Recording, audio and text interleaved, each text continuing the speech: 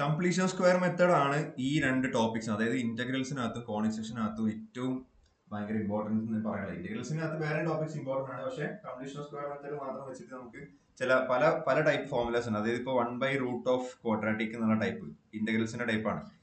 1/√ഓഫ് quadratic, അതുപോലെ integral root quadratic, പിന്നെ 1 വെറും ക്വാഡ്രാറ്റിക്. ഇതെല്ലാം ചെയ്യണമെങ്കിൽ നമുക്ക് ഈ ഒരു കംപ്ലീഷൻ ഓഫ് സ്ക്വയർ മെത്തേഡ് അറിഞ്ഞിരിക്കണം. ഈ ഇത്രയും ടൈപ്സ് അതിനകത്ത് കവേർഡ് ആണ്. ഇത്രയും ടൈപ്സ് അതിനകത്ത് ഇപ്പോൾ ഉദാഹരണത്തിന് ഇന്റഗ്രൽ dx/, ഞാനിപ്പോൾ ഈ ചാപ്റ്റർ പറയുമ്പോൾ ഡിസ്കസ് ചെയ്യുമ്പോൾ എല്ലാ ടൈപ്പ് ക്വസ്റ്റ്യൻ പറയുമ്പോൾ ഇന്നലെ ഞാൻ ജസ്റ്റ് ഒരു സൂചന തന്നിരുന്നത്. അതായത് നമ്മൾ എന്തെങ്കിലും ഒരു algebraic expression, suppose x+1 whole raise to 3 divide by x⁴ എന്ന് പറഞ്ഞു കഴിഞ്ഞാൽ ഇങ്ങനെ ഒരു ക്വസ്റ്റ്യൻ നമ്മൾ ജസ്റ്റ് ഒന്നുമില്ല, നമ്മൾ കാൽക്കുലസ് എന്ന് പറഞ്ഞ സാധനം തൊടുന്നേ ഇല്ല. തൊടാത്ത പക്ഷം നമ്മൾ ഇങ്ങനെ ഒരു ക്വസ്റ്റ്യൻ ചെയ്യുന്ന സമയത്ത് നിങ്ങൾ എന്ത് ചെയ്യണം? നിങ്ങൾ സങ്കല്പിക്കണം, ഇവിടെ ഒരു ഇന്റഗ്രൽ സിമ്പിൾ ഉണ്ടായിരുന്നുവെങ്കിൽ എങ്ങനെയായിരിക്കും ഇത് ചെയ്യാൻ നിങ്ങൾ സങ്കല്പിച്ച് നോക്കുക വെറുതെ. അപ്പം ആ രീതിയിൽ അപ്രോച്ച് ചെയ്യണം. കാരണം നമ്മുടെ അൾട്ടിമേറ്റ് ലക്ഷ്യം എന്ന് പറഞ്ഞാൽ ഏറ്റവും ലാസ്റ്റിലേക്ക് വരുന്ന ടോപ്പിക് അപ്ലിക്കേഷൻ ഓഫ് ഇന്റഗ്രൽസും ആ ഗ്രാഫില് ഓരോ ഗ്രാഫിന്റെ അടിയിലുള്ള ഏരിയാസ് ഒക്കെ ആ വക പരിപാടികളായിരിക്കും നമ്മൾ ഏറ്റവും ലാസ്റ്റിൽ ഡിസ്കസ് ചെയ്യാൻ പോകുന്നത്. അപ്പൊ അവിടേക്കൊക്കെ എത്തുമ്പോഴത്തേക്ക് നമുക്ക് ഈ ഓൾജിബ്ര ചെയ്ത് പഠിച്ചതിന്റെ ഗുണം ശരിക്കും നമുക്ക് അവിടെ ഫീൽ ചെയ്യും. ഉദാഹരണത്തിന് 1/√, ക്വാഡ്രാറ്റിക് എന്ന് പറഞ്ഞു കഴിഞ്ഞാൽ 1/√, ഞാൻ ഏറ്റവും അതായത് ഒരു ലെവല് താഴ്ത്തി ക്ലീൻ ആയിട്ട് പയ്യെ പറയാമെന്ന് വിചാരിച്ചിട്ടാണ് ഞാൻ ഇത്രയും എന്താ പറയുക ബോട്ടം ടച്ച് ചെയ്ത് പറഞ്ഞത്. അപ്പൊ ആർക്കെങ്കിലും എന്തെങ്കിലും മനസ്സിലാകാത്തുണ്ടെങ്കിൽ അത് മനസ്സിലായിക്കോട്ടെ എന്ന് വിചാരിച്ചിട്ട് കൂടിയാണ് കുറച്ച് ലെവൽ താഴ്ത്തി ഞാൻ ഡിസ്കസ് ചെയ്യുന്നത് കേട്ടോ. അപ്പൊ അതിലിപ്പോ ഇത്രയും ഭയങ്കര ലെവൽ കുറഞ്ഞിട്ടാണെന്നുള്ളത് വിചാരിക്കണ്ട, ബേസ് എന്തായാലും ക്ലിയർ ആക്കണല്ലോ. അപ്പൊ dx/, സപ്പോസ് ഇതൊന്നും കണ്ട് പേടിക്കണോ, ഞാൻ ജസ്റ്റ് ക്വസ്റ്റ്യൻ ഇവിടെ എഴുതുന്നത് മാത്രം, -4x എന്ന് മാത്രമാണ് വിചാരിച്ചോ. ഇങ്ങനെ ഒരു ക്വസ്റ്റ്യൻ തന്നെ നമുക്ക് അവിടെ ഹെൽപ്പ് ചെയ്യാൻ വരുന്നത് ഈ മെത്തേഡ് തന്നെയാണ്, കംപ്ലീഷൻ ഓഫ് സ്ക്വയർ മെത്തേഡ് തന്നെയാണ്. അപ്പം അതിന് ഇമ്പോർട്ടൻസ് പറയാനുള്ളതാണ് ഫസ്റ്റത്തെ ഒരു നമ്മുടെ ഒരു പ്രയോറിറ്റി. ആദ്യം നമ്മൾ എന്തുകൊണ്ടാണ് നമ്മൾ പഠിക്കണേ, എന്തിനാണ് ഇത് പഠിക്കണം എന്നുള്ളത് മനസ്സിലായി, അതിന്റെ പ്രാധാന്യം മനസ്സിലായി, എക്സാമിനുള്ള അതിന്റെ പ്രാധാന്യം മനസ്സിലായി. ഇനി ഇതിന്റെ കാര്യത്തിലേക്ക് കിടക്കാം. ഒരു സ്ക്വയർ ഓപ്പൺ ചെയ്യാൻ, ഒരു സ്ക്വയർ ഓപ്പൺ ചെയ്യാൻ, അതായത് x+1 ഏറ്റവും ബേസിക് സാധനം x+1 ഹോൾ സ്ക്വയർ എന്ന് പറയുന്ന സാധനം a+b ഹോൾ സ്ക്വയറിന്റെ കോലത്തിൽ a+b ഹോൾ സ്ക്വയർ എന്തായിരുന്നു? a+b ഹോൾ സ്ക്വയർ നോക്കൂ, a+b ഹോൾ സ്ക്വയർ, അതുപോലെ a-b ഹോൾ സ്ക്വയർ. ഈ രണ്ട് സാധനം ഇടയ്ക്ക് എന്റെ ബ്രഷ് ഇടയ്ക്ക് പണി തരാറുണ്ട് കേട്ടോ. അതായത് ഇങ്ങനെ ഒരുമാതിരി വരയൊക്കെ വരും. a+b ഹോൾ സ്ക്വയർ എന്ന് പറഞ്ഞു കഴിഞ്ഞാൽ a² + 2ab + b². ഇതാണ് സാധനം.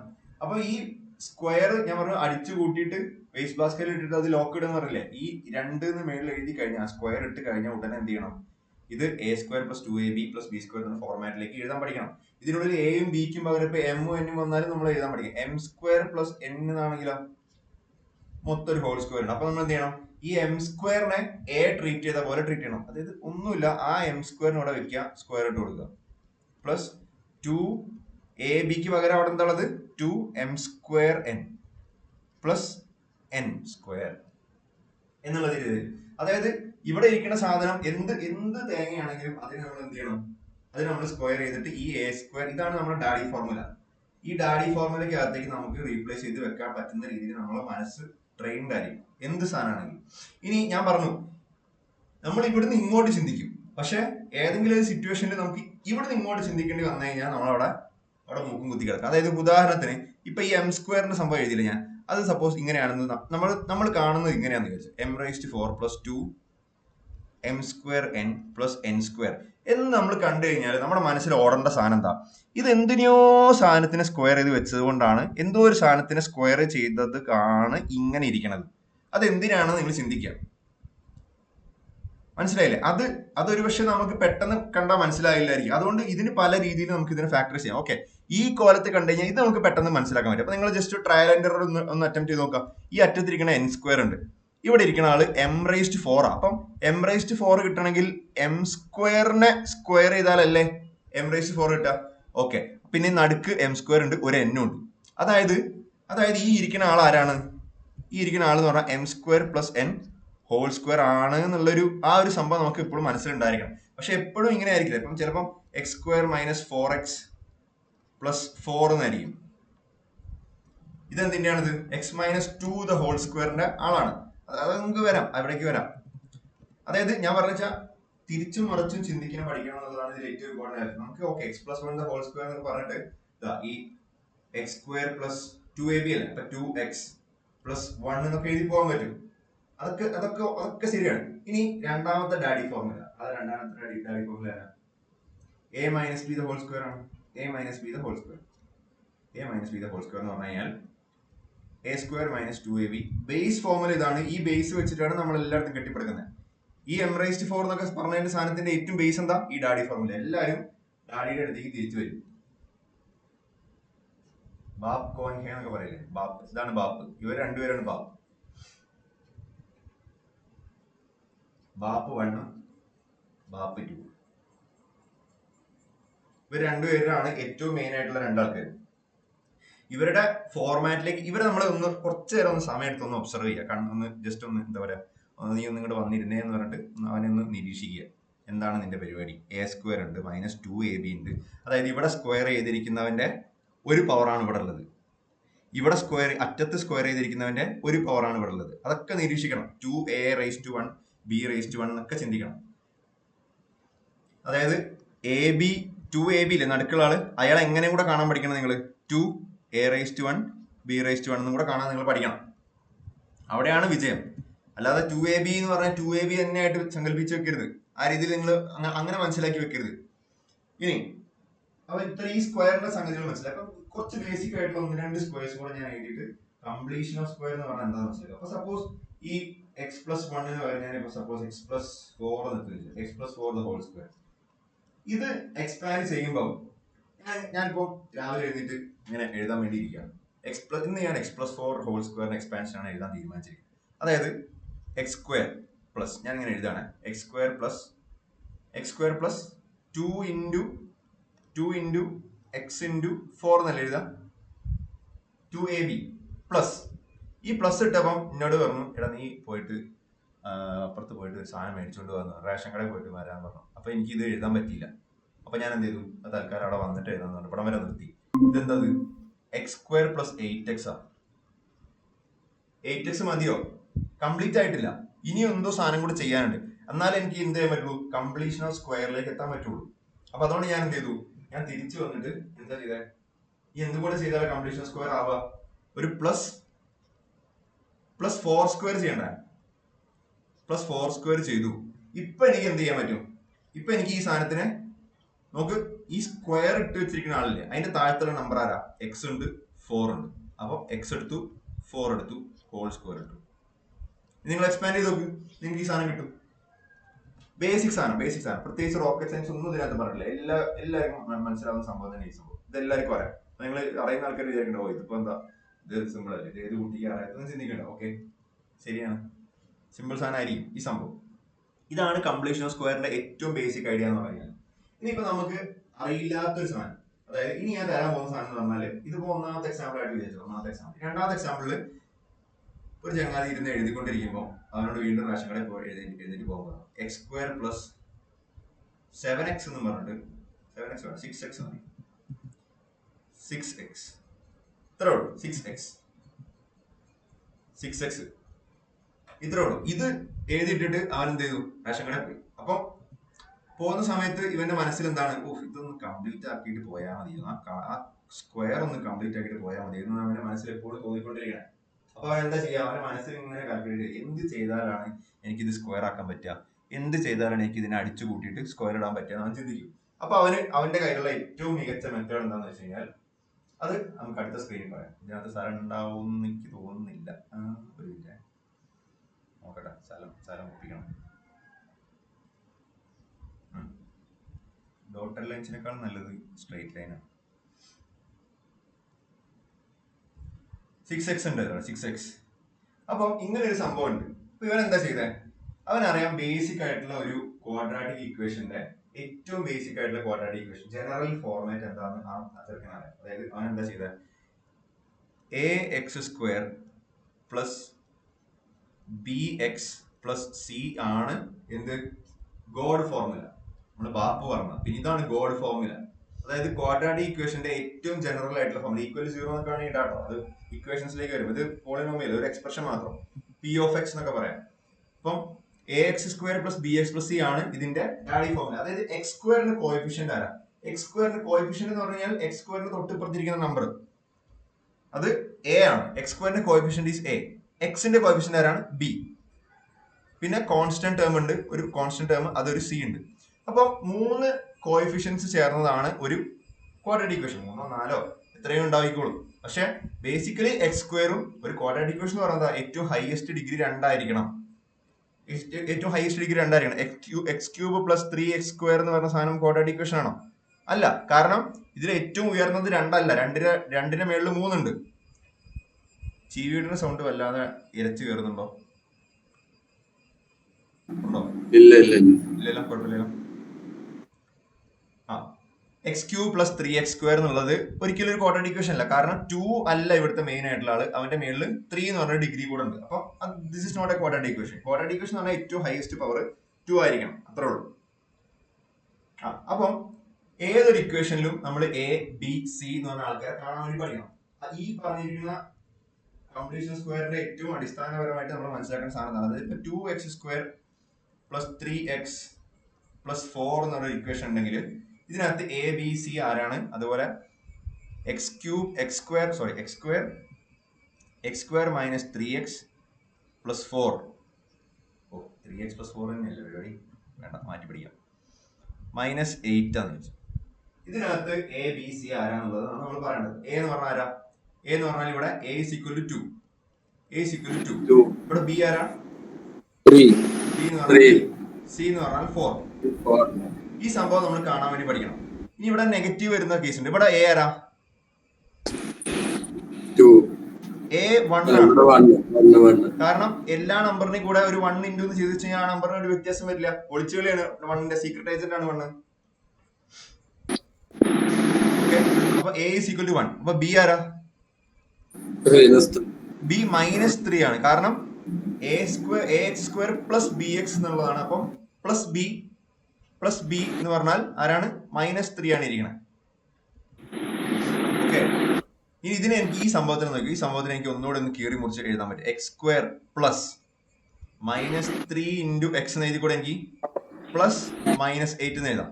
ഇപ്പൊ നമ്മുടെ മറ്റേ ഒറിജിനൽ ഫോർമാറ്റിലേക്ക് എത്തിയില്ലേ? ഇനി നിങ്ങൾ എഴുതിക്കോ, ഇവിടെ 1 എന്ന് കൂടെ ഇട്ടു, 1 ഇൻറ്റു.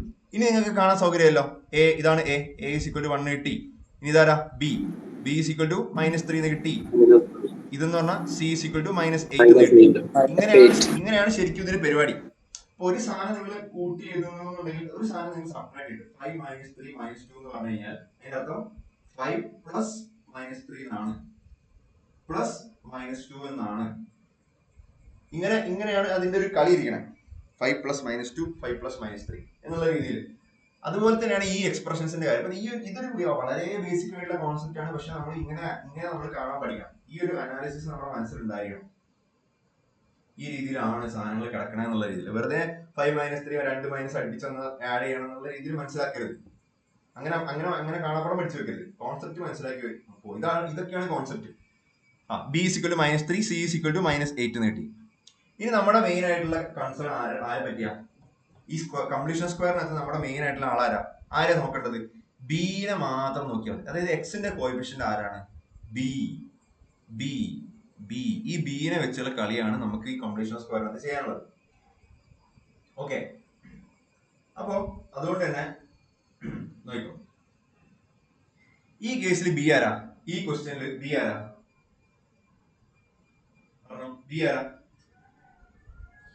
6 ആണ്. അതായത് ഈ ക്വസ്റ്റ്യനിൽ ബിനെ വെച്ചിട്ടുള്ള എന്തോ ചെയ്യാനുണ്ടെന്നാണ് ഞാൻ പറഞ്ഞു വരുന്നത്. നോക്കോ, ബി ഇവിടെ ബി ഇസ് ഈക്വൽ ടു 6 എന്ന് കിട്ടി. കറക്റ്റ് പോസിറ്റീവ് 6 ആണ്, മൈനസ് ഒന്നുമില്ല, 6. ഇനി ചെയ്യേണ്ടത് വെച്ചാൽ നമ്മൾ 10th സ്റ്റാൻഡേർഡിൽ പഠിച്ചുള്ള സാധനം അത്. പക്ഷെ നമുക്ക് ഒന്നൊരു റിവൈസ് ചെയ്യണം നല്ലതാണ്. ഈ ബീനെ എന്ത് ചെയ്യണം? പകുതി ആക്കണം. ആദ്യം ഫസ്റ്റ് സ്റ്റെപ്പ് പകുതി ആക്കാം. എങ്ങനെ? സ്പ്ലിറ്റിംഗ് ദ മിഡിൽ ടേം വേണമെന്നില്ല. സ്പ്ലിറ്റിംഗ് ദ മിഡിൽ ടേം ഇവിടെ ചെയ്യാനില്ല. ഇത് കംപ്ലീഷൻ സ്ക്വയർ വെച്ച് ചെയ്യാനുള്ള രീതിയിലാണ്. സ്പ്ലിറ്റ് ചെയ്യാനില്ല ഒന്നും. b/2 എന്ന് പറഞ്ഞാൽ 6/2 എന്ന് പറഞ്ഞാൽ 3. ഇനി ആ 3നെ എന്ത് ചെയ്യണം? സ്ക്വയർ ചെയ്യണം. സ്ക്വയർ ചെയ്തിട്ട് എന്ത് ചെയ്യണം? ആഡ് ചെയ്യണം. എങ്ങോട്ട് ആഡ് ചെയ്യണം? പിന്നെ ഉടനെ തന്നെ എന്ത് ചെയ്യണം? സബ്ട്രാക്റ്റും ചെയ്യണം. ഈ 4 മന്ത്രം, മറ്റേ മഹാറാണി വിരൽ 4 സംഭവല്ലേ, ബാഹുബലിക്കത്ത് വരുന്ന അതേമാതിരി ഇതാണ് 4 സംഭവം. വിരൽ 4 അമ്പ് 3. അതേമാതിരി ഇതാണ് ചെയ്യേണ്ടത്. അതായത് ബിന്റെ കോഎഫിഷ്യന്റ് പിടിച്ചു, അല്ല എക്സിന്റെ കോഎഫിഷ്യന്റ് ബി പിടിച്ചു, ബി സിക്വൽ 6, ഇവിടെ 6 പകുതിയാക്കിയിട്ട് എന്ത് ചെയ്യണം എന്ന് പറഞ്ഞാൽ സ്ക്വയർ ചെയ്യണം. നോക്കോ, അടുത്ത സ്റ്റെപ്പ് ഇവിടെ സ്ക്വയർ ചെയ്യണം. അതായത് ഈ എക്സ് സ്ക്വയർ പ്ലസ് 6x കൂടെയാണ് എന്ത് ചെയ്യേണ്ടത്, ഈ സംഗതികളൊക്കെ ചെയ്യേണ്ടത്. എക്സ് സ്ക്വയർ പ്ലസ് 6x കൂടെ എന്ത് ചെയ്തു, സ്ക്വയർ ചെയ്തു, പകുതിയാക്കി ഇതിന് സ്ക്വയർ ചെയ്താൽ എന്താ കിട്ടുക, 3 സ്ക്വയർ അല്ല 9 ആണ്. ഓക്കെ, 3 സ്ക്വയർ എഴുതിക്കോ തൽക്കാലം, ജസ്റ്റ് 9 എഴുതിക്കോ, കുഴപ്പമില്ല. പക്ഷെ 3 സ്ക്വയർ എഴുതി ശീലിക്കാം, 3 സ്ക്വയർ. ഇനി എന്ത് ചെയ്യണം, ഇപ്പൊ പകുതിയാക്കി സ്ക്വയർ ചെയ്തു, ആഡും ചെയ്തു. ഇനി എന്ത് ചെയ്യണം, ഉടനെ തന്നെ അത് തന്നെ ഉടനെ സബ്ട്രാക്റ്റും ചെയ്യാം. അപ്പൊ എന്തായി, ആർക്കും ശല്യമില്ല. 3 സ്ക്വയർ മൈനസ് 3 സ്ക്വയർ തന്നെ 0 ശല്യമില്ല. നമ്മൾ തന്നിരിക്കുന്ന സാധനം തരിക, നമ്മളൊന്നും ചെയ്തിട്ടൊന്നുമില്ല, പാലില് വെള്ളം ചേർത്തില്ല. ഇനി എന്താ ചെയ്യണ്ടേ, ഇനി ഇവരെ രണ്ടുപേരും സൂക്ഷിച്ചു നോക്കിയേ. ഇതാരാള്,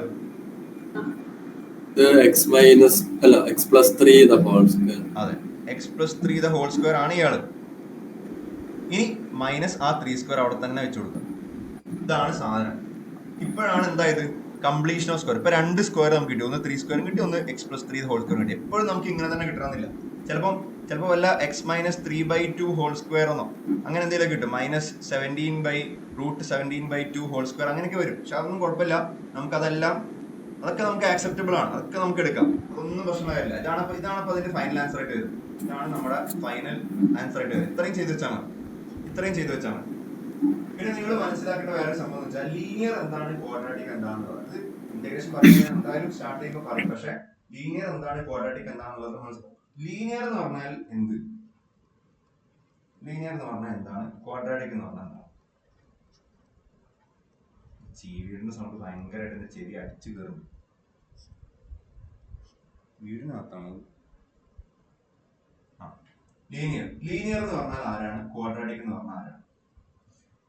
ഏതൊരു ലീനിയർ പോളിനോമിയൽ ഉണ്ട്, ലീനിയർ എന്ന് വിളിച്ചോ, ലീനിയർ പോളിനോമിയൽ, ക്വാഡ്രാറ്റിക് പോളിനോമിയൽ എന്ന് പറഞ്ഞു കഴിഞ്ഞാൽ അതിന്റെ വ്യത്യാസം മനസ്സിലാക്കാൻ പഠിക്കും. ലീനിയർ എന്ന് പറഞ്ഞാൽ general form ax plus b എന്നാണ്. ഇതിന്റെ ജനറൽ ഫോം എന്ന് പറഞ്ഞാൽ ax² plus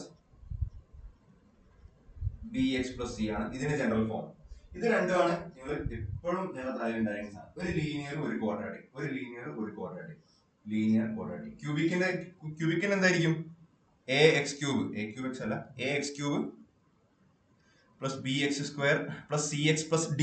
അത് പോട്ടെ, അതിനിപ്പോ നമ്മൾ തൽക്കാലം അതിനെ പരിഗണിക്കുന്നില്ല. തൽക്കാലം ഈ ലീനിയർ എന്താണ്, ക്വാഡ്രാറ്റിക് എന്താണ്, ഇതിന്റെ എക്സാമ്പിൾസ് ആണ് നമ്മൾ കൊടുത്തിട്ടുള്ളത്. എക്സാമ്പിൾസ് പലതരം എക്സാമ്പിൾസ് ചെയ്താൽ മതി. എക്സിന്റെ ഹൈയസ്റ്റ് പവർ 1 ആണെങ്കിൽ അവൻ ലീനിയർ ആണ്. ഇത് ലീനിയർ ആണോ, 5 എഴുതി കഴിഞ്ഞാൽ അല്ല, കാരണം 5 എന്ന് പറഞ്ഞതിന്റെ കൂടെ ആരുമില്ല, അത് കോൺസ്റ്റന്റ് ആണ്. അതിന് വേറെ വാക്കുണ്ട് പറയാൻ. കോൺസ്റ്റന്റ്, ലീനിയർ, ക്വാഡ്രാറ്റിക്, ക്യൂബിക്, ബൈക്വാഡ്രാറ്റിക്, അങ്ങനെയാണ് പോവുക. അപ്പൊ എക്സാമ്പിൾസ് ആണ് പറയുന്നത്. ആദ്യം തന്നെ ജസ്റ്റ് നോർമൽ ഒരു എക്സാമ്പിൾ, 4x plus 2. ഇവിടെ a ആര 4, b ആര 2. ഇനി -2 plus x. ഇവിടെ a ആര -2.